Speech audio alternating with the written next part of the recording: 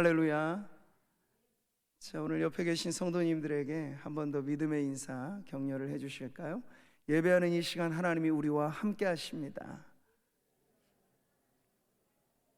예배하는 자리에서 주님을 만나십시오.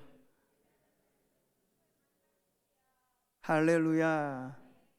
여러분, 오늘 이 예배 시간은 다시 돌아올 수 없는 가장 소중한 한 날이라는 것을 잊지 마시고 우리 예배하는 그 자리에서 천국의 기쁨을 누리는 성도님들 되시기를 바랍니다. 자, 오늘 욥기 30번째로 고난 경청의 시간이라는 제목으로 함께 은혜를 나누겠습니다.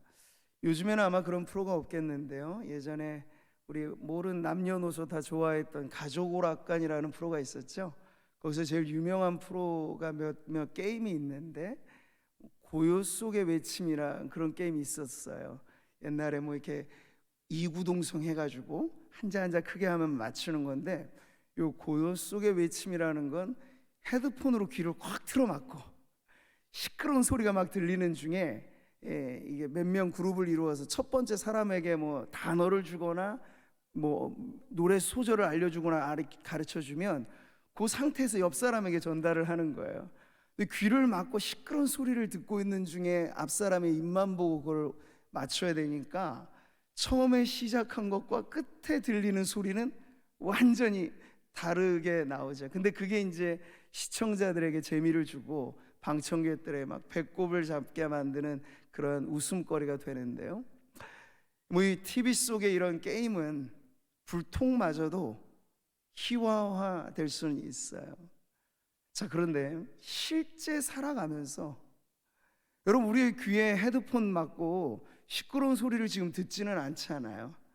그런데 전혀 불편함 없이 소통이 될 것 같은데, 근데 이 세상은 소통이 잘 안 되죠.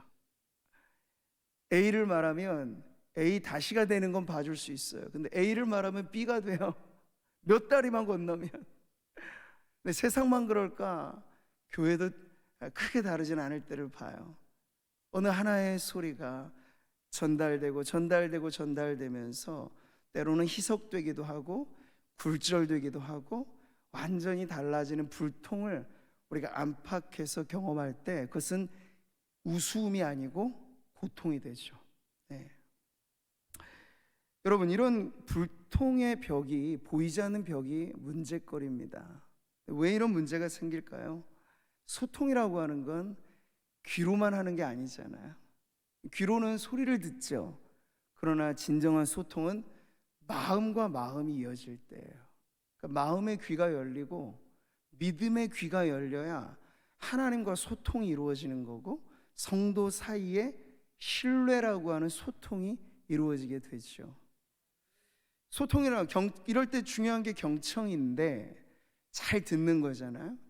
그러니까 사실 이 고급한 상담가들의 가장 중요한 특징은 잘 들어주는 거에 있어요. 근데 이 들어준다는 게 생각만큼 쉽지는 않거든요. 그래서 경청을 잘하면 영혼의 치료제라고 하는데, 듣는 듯 하지만 잘 안 들어주면 또 하나의 사실은 고통거리가 되는 게 바로 이 경청의 문제입니다. 자, 우리가 욥기를 이제 대단원의 마지막에 이르는 장까지 서서히 가고 있습니다. 이제 사람들과의 논쟁의 장은 오늘 장으로 마무리가 돼요. 근데 우리는 계속 보면서 욥기의 비극이 다름 아닌 고난 속에 인간과 인간 사이의 불통이라고 하는 점을 보아오고 있습니다. 그러니까 말싸움만 더해가는, 욥은 욥대로 하소연하고 싶은 게 있고 친구들은 친구들대로 조언하고 충고해주고 싶은 게 있는데 서로 마주치니 싸움만 되는 거예요. 이 진심이 가닿지 않으니 고통거리만 되고 있는 거죠. 여러분, 성경이 믿음이라고 하는 게 어떻게 생겨나는지 가르쳐 주었죠. 믿음은 들음에서 납니다. 하나님과의 믿음의 관계도 그렇거니와 사람 사이의 신뢰라고 하는 믿음, 이것도 또 하나의 믿음이죠. 이건 역시도 경청이라고 하는 들음을 통해서 사람 사이의 신뢰는 쌓아지게 됩니다. 근데 욥이 안타까운 모습은 하나님의 음성도, 사람들의, 친구들이 처음에는 욥을 미워서 했던 말이 아니잖아요. 그 진심 어린 충고도 사실 욥은 듣지 못했어요. 경청의 귀가 가려지니, 물론 고난 때문이었죠. 그랬더니 욥은 그렇지 않아도 죽겠는데 이 불통으로 인하여 괴로움이 이만저만 아닌 그 고통의 끝자락을 지금 보고 있는 것입니다.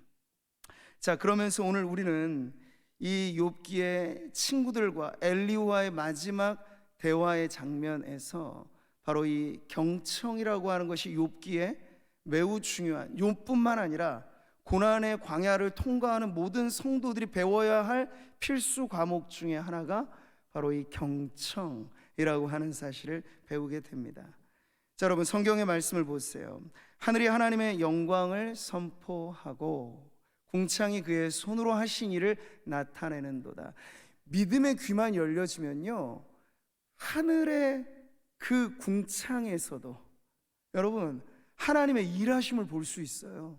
우렁찬 하나님의 소리를 우리는 들을 수 있어요. 그런데 이 자연의 계시를 통해서 하나님을 볼 길이 없어져 버린 죄로 귀가 막혀진 인생들 때문에 하나님은 이 특별한 계시의 말씀을 주셔서 우리로 하여금 하나님이 어떤 분이신가를 더 직접적으로 가르쳐 주셨던 거죠. 그 말씀 중에 하나가 바로 욥기이고, 욥기의 매우 중요한 이 주제는 바로 하나님의 음성에 귀 기울이는 법을 배우는 경청에 있다는 것을 오늘 말씀을 통해 같이 보겠습니다. 자, 37장 2절의 말씀이에요. 같이 읽어볼까요? 하나님의 음성 곧 그의 입에서 나오는 소리를 똑똑히 들으라. 답답한 마음으로 지금 엘리야는 막바지로 가면서 욥에게 재촉하듯 말하고 있어요. 욥이여, 제발 귀를 열고 들어보세요.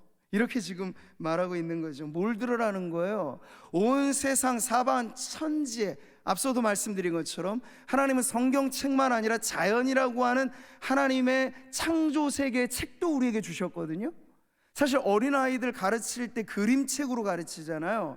그 유아기적 가르침의 교보제처럼 하나님은 저 하늘을 보고, 그리고 1월 성 그 해와 달과 별들을 보고, 낮에 밤에 해와 그 어둠과 이 모든 사시사철의 오묘한 자연의 역사를 보면서 하나님을 드러내 주셨단 말이죠. 그런 눈이 있으면 볼 수 있고 귀가 열리면 들을 수 있는 것이 이 하나님의 음성인데, 못 듣고 안 보고 있는 그 욥의 처지가 너무 답답해서 엘리후도 이렇게 소리치듯 말하는 거죠. 이제 얼마 있으면 엘리후도 그 무대 위에서 퇴장할 차례가 가까이 왔습니다. 그렇기 때문에 더 간절하게 호소하고 있는지도 몰라요. 다시 한번 들어보시죠. 욥이여, 이것을 듣고 가만히 서서 하나님의 오묘한 일을 깨달으라. 계속 들으라고 촉구하고 있는 거예요. 욥이여, 제발 들어보세요. 근데 듣는 게 어려운 거예요. 그만큼 욥하면 그냥 성도가 아니잖아요. 출중한 성도의 대표였습니다. 흠없는 성도의 모범이었습니다. 그 욥조차도 고난의 풀무 속에 들어가니까 눈이 가려지고 귀가 막혀지는 거예요. 그래서 하나님을 볼 길이 없어서 욥이 말하잖아. 앞으로 가도 그가 안 계시고. 왜 안 계셔요? 하나님이 계시지. 상처나제 우리는 다윗과 같은 믿음으로 깨어있으면 내가 새벽날개 치며 저 바다 끝에 가더라도 거기서도 하나님이 계세요. 심지어 스올의 자리에 내 자리를 펼치라도 하나님의 주권의 영역에서 벗어날 길이 없다. 이게 사실 건강한 신앙을 가지고 있으면 고백하는 신앙인데, 욥이 고난 가운데 억눌려져 있으니까 좌우를 둘러봐도 하나님 안 보인다 그래요. 앞뒤를 둘러봐도 안 보인다 그래요. 그래 답답해서 죽을 것 같다고 해요. 근데 실상 하나님은 내내 욥을 보고 계셨어요.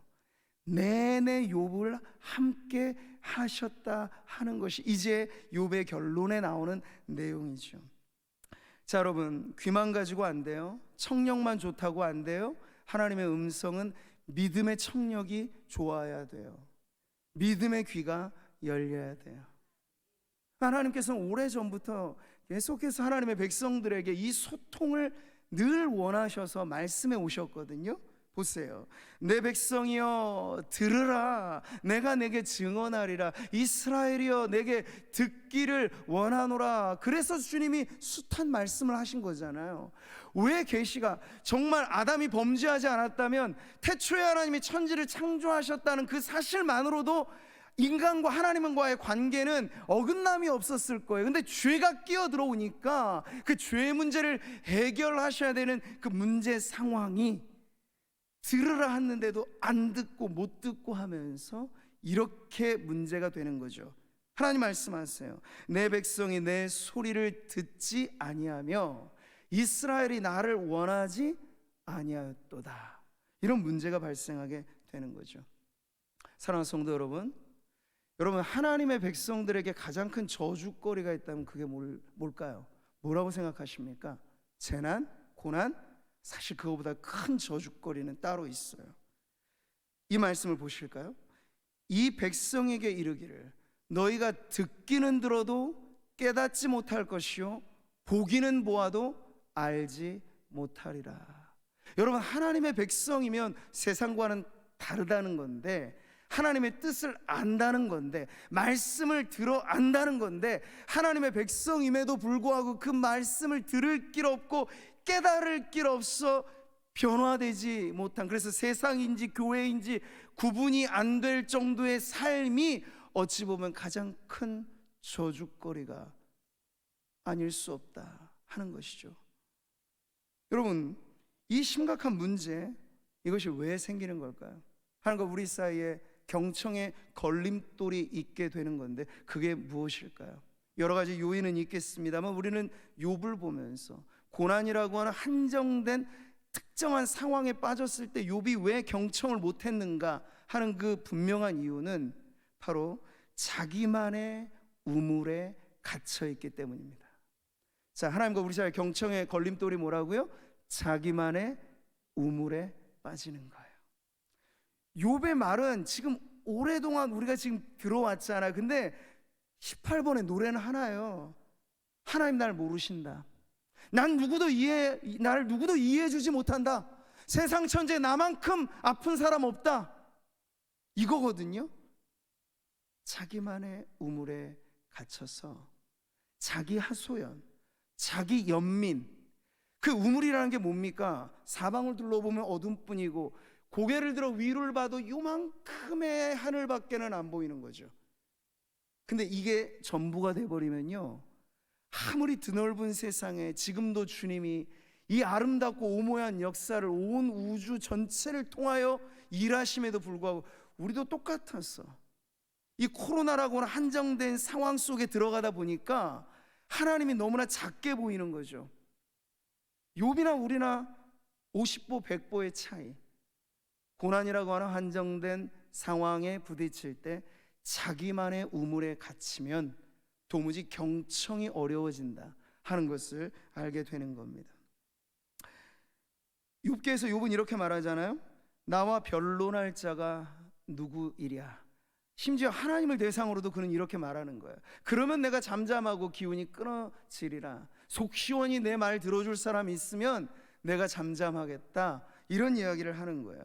그러니까 이 깊은 우물 속 암흑에서, 사방에 온통 어둠뿐인 그곳에서 소리를 지르면 자기 음성만 메아리치는 그 우물 속에서 욥은 하나님께 항변했고 친구들을 붙들고 논쟁했습니다.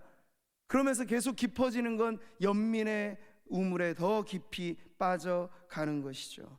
자, 그러면 여러분, 이 경청을 방해하는 걸림돌, 이 자기만의 우물에서 빠져나올 수 있는 길이 있다면 어떤 길일까요? 자, 욥기에서 엘리후의 역할은 바로 그런 것입니다. 엘리후가 상당히 사실 이해하기가 어려운 인물이기도 해요.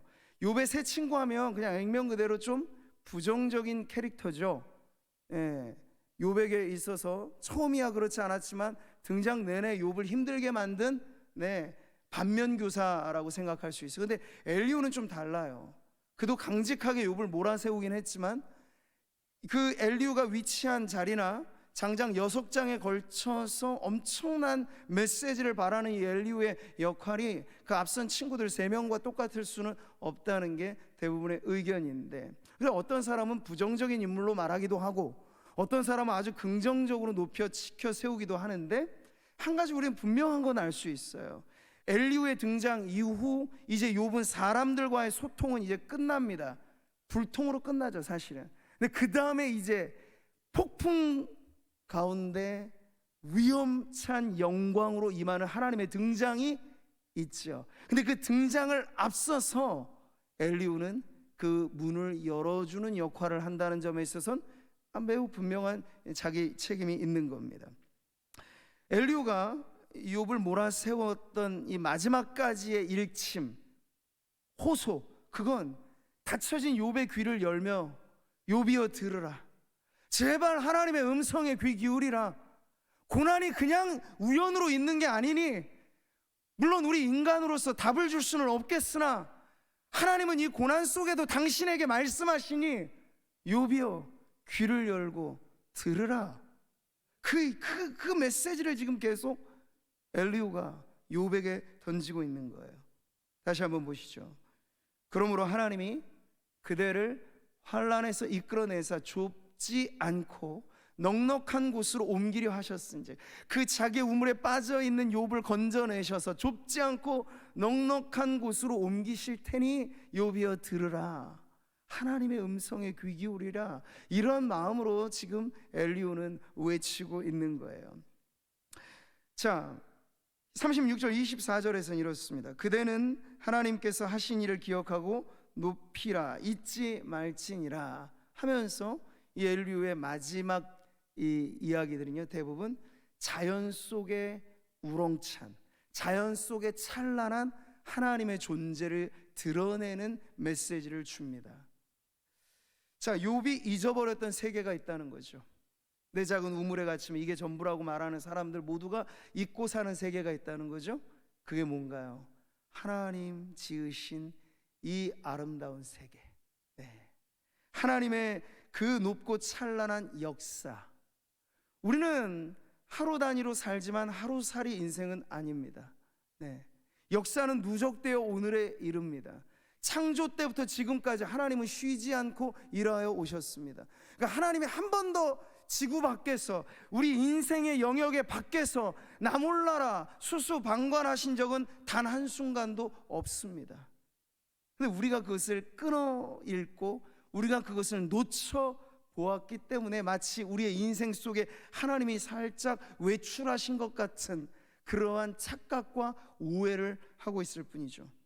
그래서 욥은 온 세상보다 크신 하나님을 알아야 했습니다. 다시 자신의 인생의 고난에만 절대로 매여 있을 수 없는 그 하나님을 바라봐야만 욥이 이 갇힌 우물에서 빠져나올 수 있었기 때문에 지금 엘리후는 그 드넓은 하나님의 세계로 욥을 초대하고 있는 거죠. 그의 일을 모든 사람이 우러러보나니 먼 데서도 보느니라. 욥이여 그러니 하나님의 역사를 바라보십시오 라고 말하는 거예요.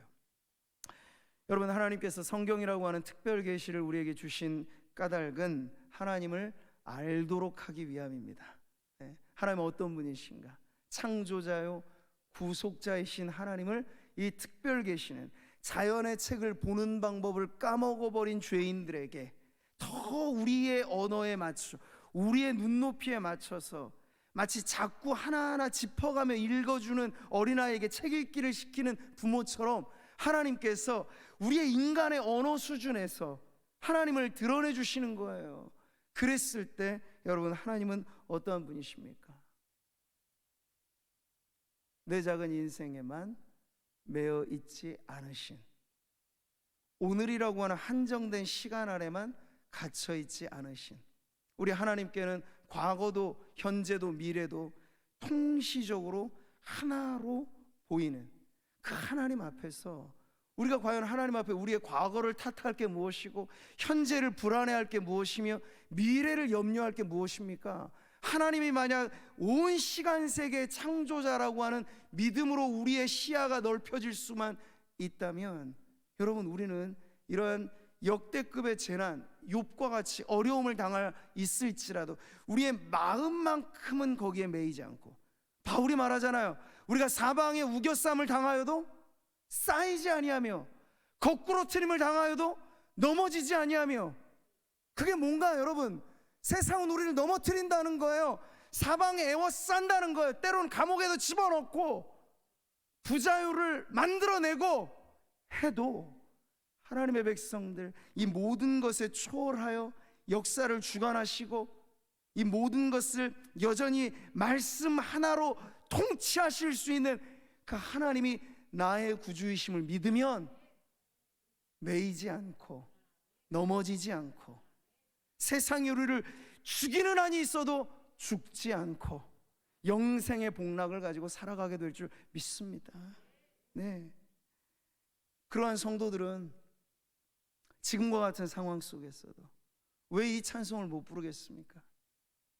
고난의 세월 통과할 때 고난만을 노래하는 것이 아니고, 우린 고난의 세월을 지나가면서도 주님의 높고 위대하심을 내 영혼이 찬양하네.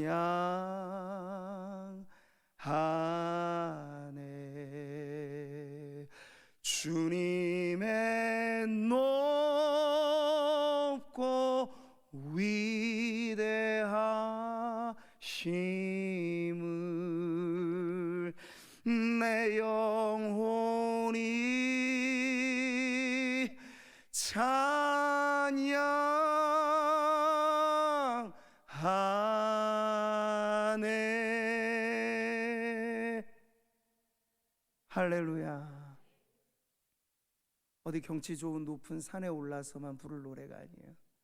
우리의 인생이 창조주요 구속자이신 하나님이 지금 나와 함께 하시다라고 하는 그 믿음을 가지면 어느 곳에서나 울려 퍼질 수 있는 크고 위대하신 하나님에 대한 찬양이 여러분 고난의 한복판에서 울려 퍼지는 성도들의 노래가 되기를 축복합니다. 엘리후의 연설의 절정은 이렇게 끝을 향합니다. 우리 37장 5절 같이 읽죠. 하나님은 놀라운 음성을 내시며 우리가 헤아릴 수 없는 큰 일을 행하시느니라. 언제요? 지금도. 아멘이십니까? 코로나 시기에 하나님 우주 밖으로 출타해 계시지 않아요? 우리 하나님께서 이 미생물을 다스리실 힘이 없어서 지금 이러실까요? 물어보십시오.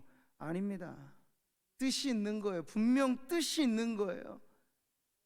우리로 하여금 인내를 가르치시든 아니면 우리로 하여금 진짜 교회가 뒤집어지듯 회개하도록 만드시든, 역사 속에 재난이, 역사 속에 고난이 하나님의 분명한 뜻 가운데 있었듯 지금 우리가 당하는 이것은 우연이 아니고 시간이 가면 그냥 저절로 해결될 문제도 아니고 하나님의 뜻 가운데 있습니다.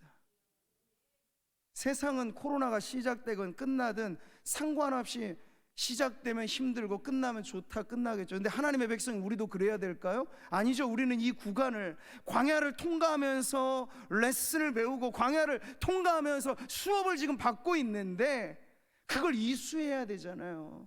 여러분, 이 고난의 수업 지나면서 F 받고 싶으세요? A 플러스 받는 하나님의 학생들 되기를 축복합니다. 그러면 한 가지 믿으셔야 돼요. 뜻이 있습니다. 고통에는 뜻이 있습니다. 네. 우리가 귀 기울여 들을 때 이 고난의 환경에서, 고통은 하나님이 손에 쥔 확성기라고 한 말이 틀림이 없다면, 더 크게 주님은 사실 우리에게 일관된 메시지를 3년 전에도 2년 전에도 그리고 지금에도 하고 계실 텐데 우리가 시기와 상황과 여건에 따라서 그것을 잘 못 듣고 있을 수 있어요. 그러니 지금이라도 다시 믿음의 귀를 쫑긋 세워서, 하나님 무슨 뜻입니까?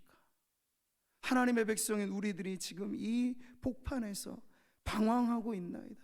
광야에서 갈 길을 몰라 지금 헤매고 있나이다. 그러나 이 광야의 길잡이는 하나님 아니십니까? 밤에는 불기둥으로, 낮에는 구름기둥으로 그 길을 헤매지 말라고 인도하시니가 하나님 아니십니까? 그러니 하나님 우리에게 지금도 주님은 길잡이가 되어주셔서 성도들이 헤매지 않게 해주십시오. 교회가 주님이 바라는 이 발신의 메시지를 잘못 듣는 일이 없게 해주십시오. 네, 그렇게 기도하면서 계속 경청하는 자리로 가야 돼요. 말씀하소서, 듣겠나이다. 네. 사랑하는 성도 여러분, 우리는 고난 가운데 길을 헤맨 욥에게 지금 계속 들으라 들으라 외치는 이 메시지를 봅니다. 그런데 우리는 이 욥의 모습만이 아니라 흔들리는 모든 성도들을 보는 것이고, 사실 그 속에 내가 있음을 깨닫게 되는 것이죠. 그러나 성도님들, 비를 맞지 않고 맺어진 열매는 없고, 꽃도 그 아름다운 꽃송이를 피울 때까지는 비에 젖고 바람에 흔들리게 마련입니다.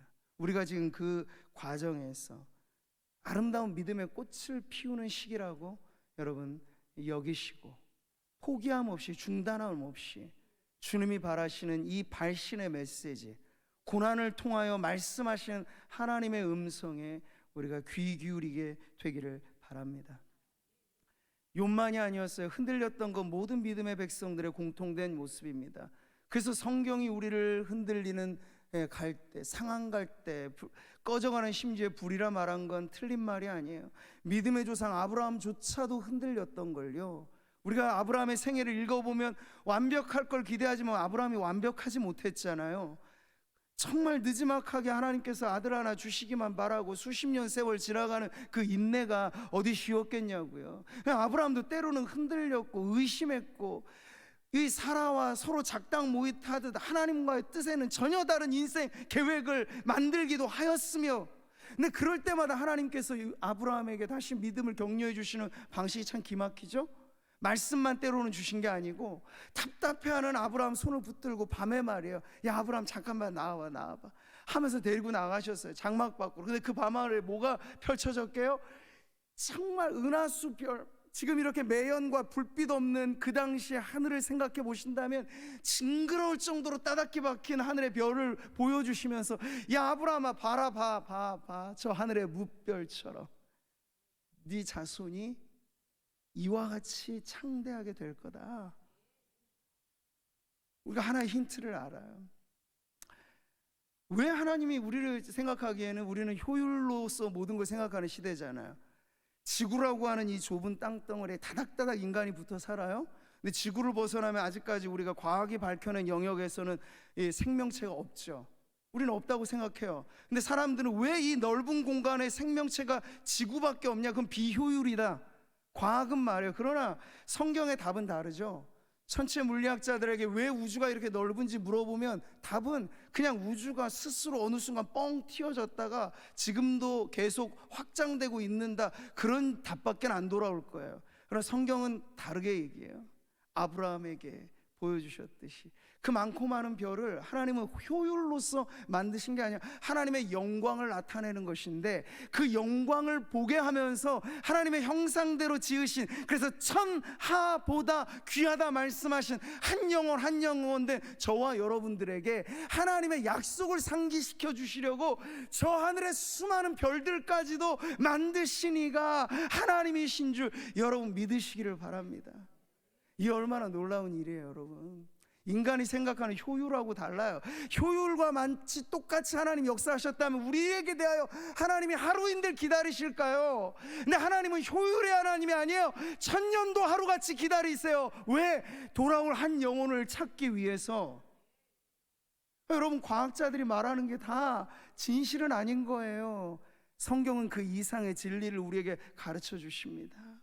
흔들려하는 성도들에게 때때로 내 삶이 왜 이렇게 좁아졌지? 내 삶의 경제권, 내 삶의 가정 너무나 좁아지고 여러분이 우물 아래 갇힌 창살 없는 감옥에 갇혀있다 생각될 때 홀로를 한번 털어버리시고 주님의 손 붙잡고 그 옛날 아브라함처럼 저 드넓은 하늘 한번 바라볼 마음에 여유가 있으셨으면 좋겠어요. 그러면 우리도 알게 될 겁니다. 저 수많은 별들은 지금도 나를 향한 하나님의 약속으로 반짝거리고 있는 것이지. 할렐루야. 네, 성도들은 그런 믿음을 가지고 하나님의 지으신 아름다운 세계 속에서 여전히 식지 않는 하나님의 사랑을 느끼는 것이고, 여전히 변함없는 하나님의 은혜를 맛보는 것입니다. 전능자를 우리가 찾을 수 없나니 그의 권능이 지극히 크사 정의나 무한한 공의를 굽히지 아니하심이니라.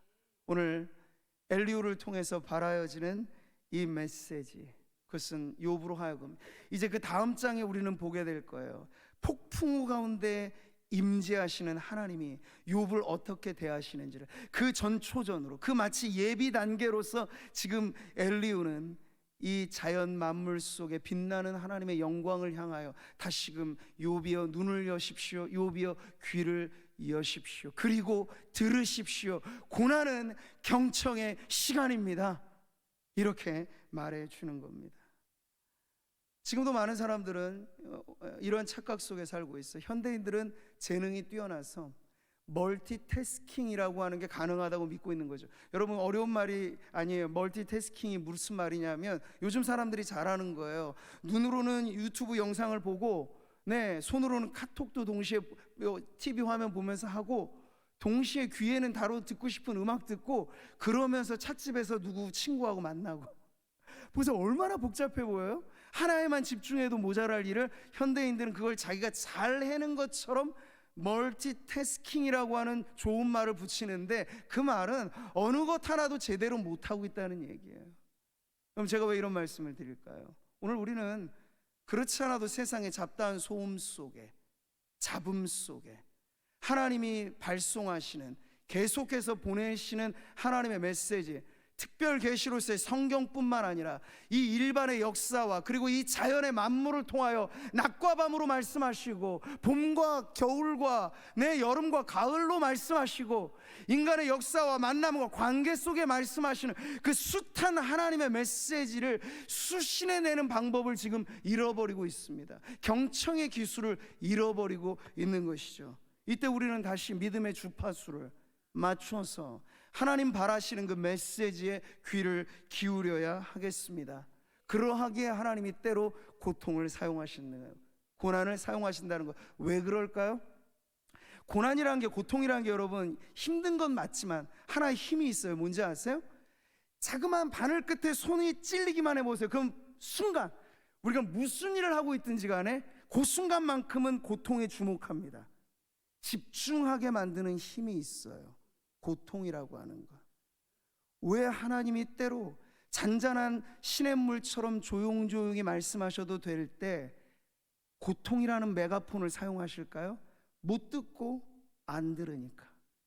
그 순간이라도 좀 집중하게 만드시려고 하나님은 때로 소리쳐 외치십니다. 고난이라고 하는 통로를 통해서.